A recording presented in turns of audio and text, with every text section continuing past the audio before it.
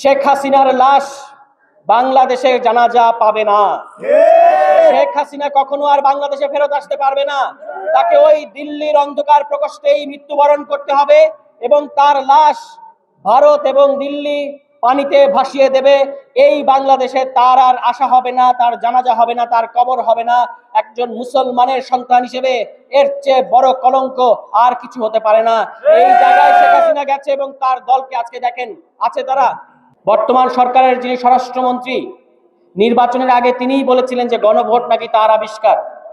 এখন সেই গণভোটের পক্ষের যে জনগণ, তাদের ভোটটা নিজেদের দিকে নেয়ার পরে এখন তিনি বলছেন গণভোট অবৈধ। আমরা আপনাদেরকে বলতে চাই, একটু অন্তত নিজেদের ইতিহাসটার দিকে দেখেন। গণভোট যদি অবৈধ হয় তাহলে বিএনপি নামক দল গঠনটাও অবৈধ ছিল। গণভোট যদি অবৈধ হয় তাহলে আপনারা যে ক্ষমতায় আছেন, যে সরকার গঠন করেছেন, এটাও অবৈধ। RICL TMX, যুগের পর যুগ স্থাপনা থাকে মজবুত। সুতরাং গণভোটের রায় বাস্তবায়ন না করার আগ পর্যন্ত বাংলাদেশের জনগণ আপনাদেরকে ছাড় দেবে না। এবং এখন সারা বাংলাদেশে মানুষ গণভোট, তারা যে দুটো ভোট দিয়েছিল, একটা রঙিন ব্যালটের গণভোট আর একটা সাদা ব্যালটের মার্কায় ভোট। মার্কার ভোটের সরকার, বিরোধী দল, সংসদ সবই তারা পেয়েছে, কিন্তু রঙিন ব্যালটের যে সংস্কার হওয়ার কথা, যে জুলাই সনদ বাস্তবায়ন হওয়ার কথা, সেটা যেহেতু বাস্তবায়ন হচ্ছে না, সারা বাংলাদেশের জনগণ বিএনপি সরকারকে একটি ভণ্ড ও প্রতারক সরকার হিসেবে চিহ্নিত করেছে। জুলাই মাসে এমনই এক গণহত্যা আওয়ামী লীগ সরকার চাপিয়ে দিয়েছিল যে পুলিশের সন্তানকে গুলি করতে বাধ্য হয়েছিল পুলিশ। আপনারা যাত্রাবাড়ির শহীদ তাইমের কথা মনে করে দেখেন। একজন এসআই এর ছেলে ছিলেন। তিনি আন্দোলনে যাওয়ার পরে পুলিশের গুলিতে তাকে শহীদ হতে হয় এবং তার বাবা এসআই মইদুল সাহেব তার ঊর্ধ্বতন কর্মকর্তাদেরকে তখন ফোনে বলেছিলেন, স্যার, আমার ছেলেটাকে গুলি করতে কয়টা গুলি লাগে?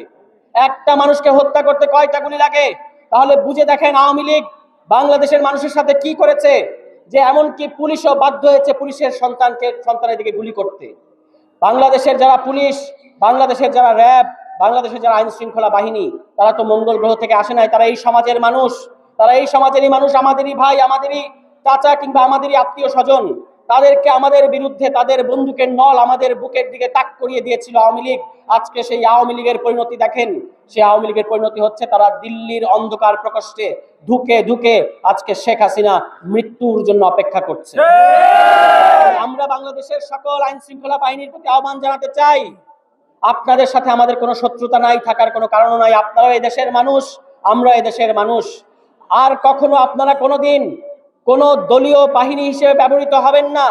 জুলাই গণ অভ্যুত্থানের পরে পুলিশের সংস্কারের ব্যাপারে সবার আগে দাবি এসেছিল পুলিশের পক্ষ থেকে, কিন্তু আমলাতন্ত্রে আওয়ামী লীগের যে আমলারা এবং স্বরাষ্ট্র মন্ত্রণালয়ের কিছু ফ্যাসিবাদীর অংশ, তারা কিন্তু পুলিশের এই সংস্কারের দাবিটাকে তখন মাটি চাপা দিয়েছিল।